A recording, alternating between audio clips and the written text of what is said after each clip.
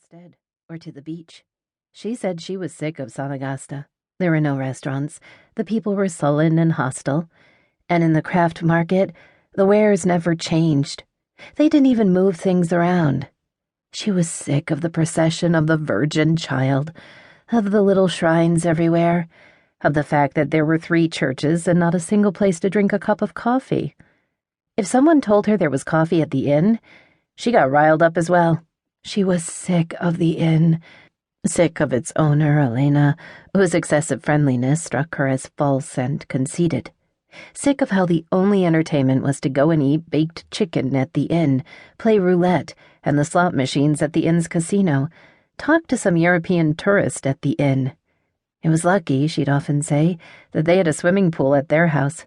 Otherwise they'd have had to use the one at the inn, and then she'd really go crazy. Not even a steakhouse in the whole town, she complained. Not a single steakhouse.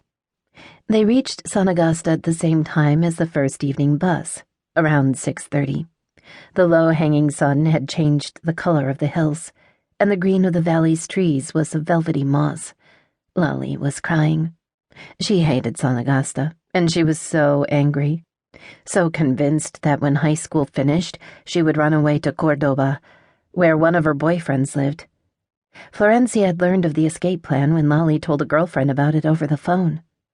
The house was fairly cool, and her mother, who always felt cold, lit the heater.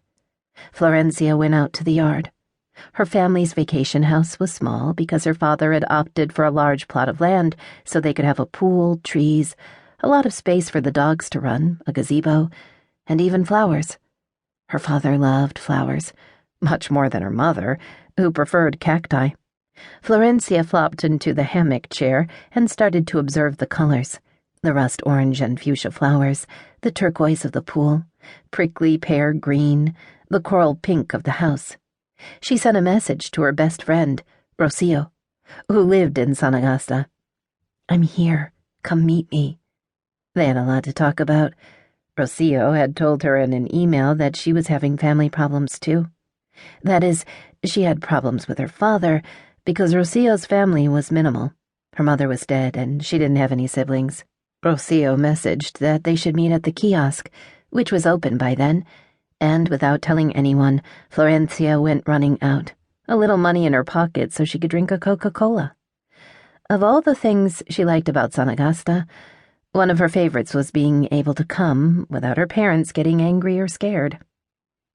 There was a smell of burning in the air, probably a bonfire of fallen leaves. It was the nicest moment of the day. Rocio was waiting for her, sitting in one of the plastic chairs at the kiosk where they served sandwiches and empanadas at night. She was wearing frayed jean shorts and a white shirt, and her backpack was under the table.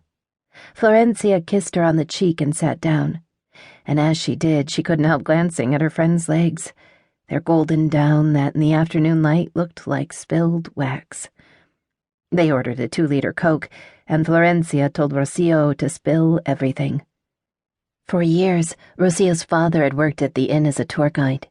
He brought the guests to an archaeological park, to the dam, and to the Salamanca cave, where he told them ghost stories about meetings between witches and devils, or about stinking red-eyed goats, furred snakes, and a basilisk with blazing eyes.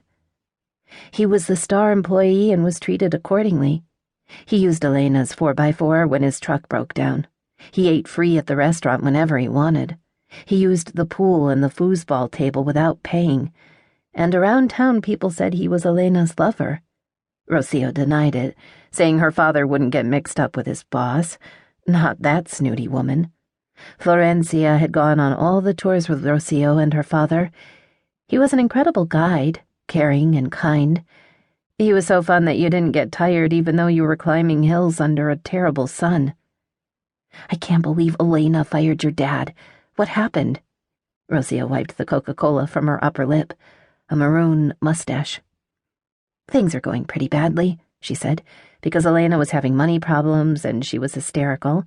But everything went to hell when her father had told some tourists from Buenos Aires about the inn's past, about how it had been a police academy 30 years ago, before it was turned into a hotel.